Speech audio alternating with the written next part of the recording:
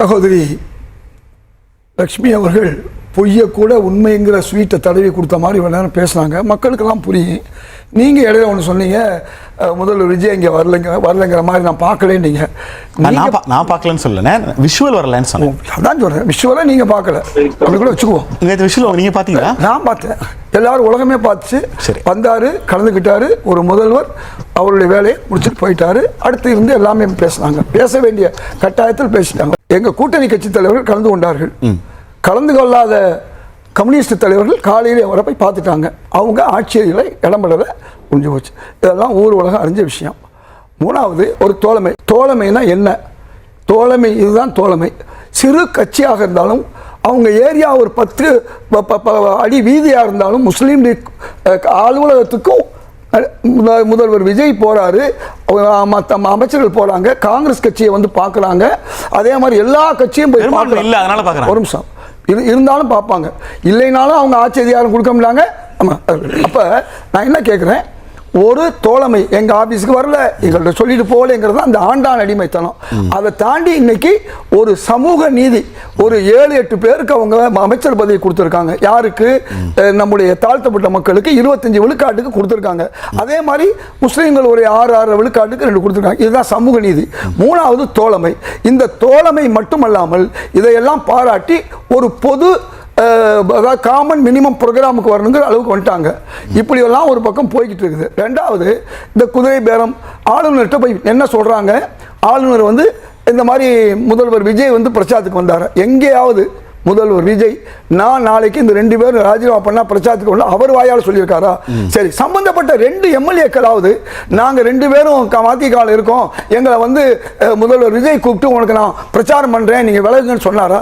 இந்த இவ்வளவு மிகப்பெரிய ஒரு பொய்யை உண்மை போல திரிச்சு, அதுவும் ஆளுநருக்கு, ஆளுநர் என்ன விவரம் இல்லாத ஆளா அவருக்கு எடுபடும் அதெல்லாம். அதனால அவர்கள் கட்சியில் 2 மதிமுகவை சார்ந்தவர்களை அநியாயமாக அவர் நம்பி வந்தவர்களை, உதயசூரியன் சின்னத்தில் நின்றவர்களை என்ன சொல்லியிருக்கணும்?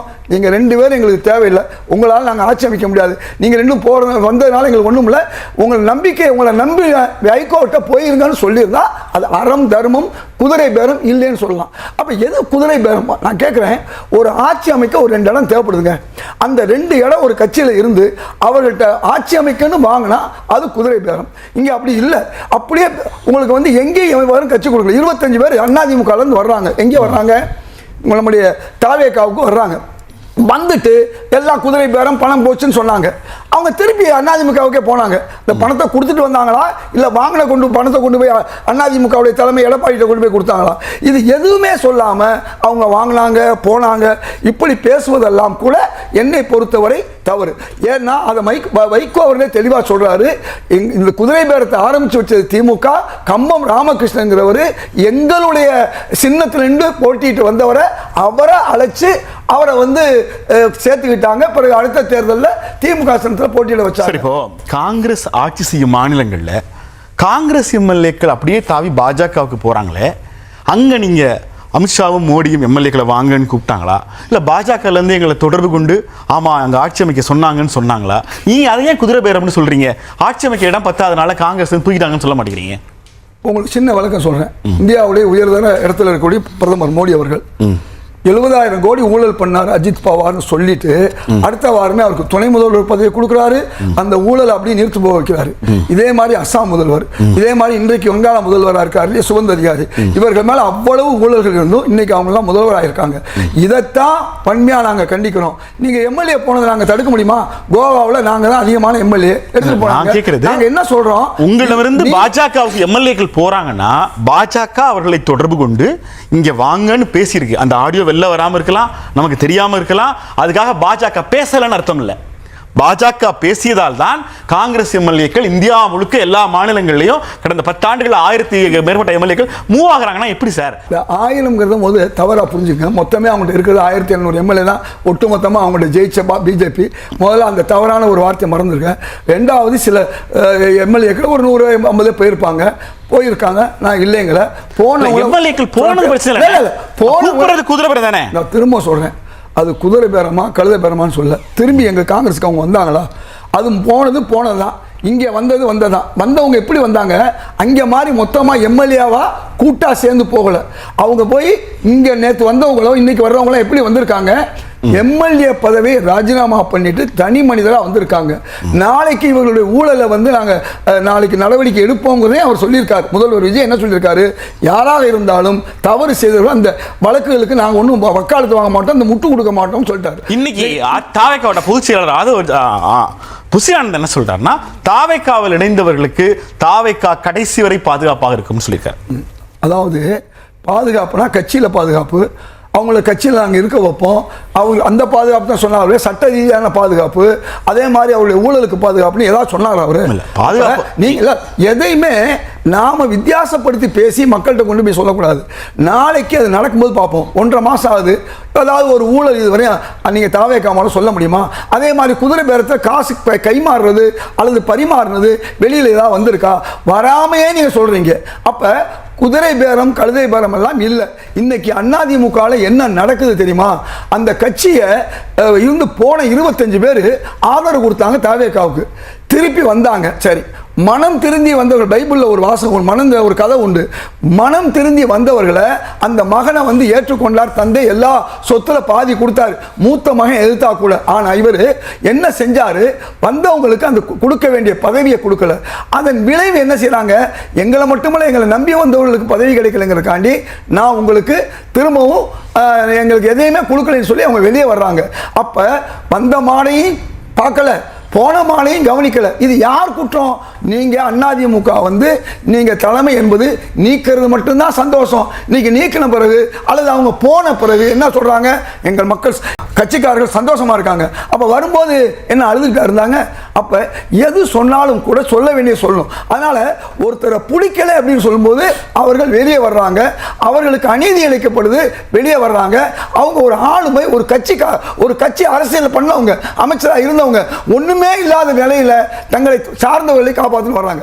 அதே நேரத்தில் நான் சொல்லுவேன், அது குட்கா ஊழலா இருந்தாலும் யாராக இருந்தாலும் எந்த பாஸ்கரா இருந்தாலும் தவறு செய்தவர்கள் தண்டிக்கப்படும் போது தாவேக்கா பார்க்க கூடாது. இந்த நேரத்தில் சொல்றேன், நீங்க ஒரு கட்சியில ஒரு உறுப்பினராக இப்ப நீங்க சேர்க்கிறீங்க, அவங்க எம்எல்ஏ கூட கிடையாது.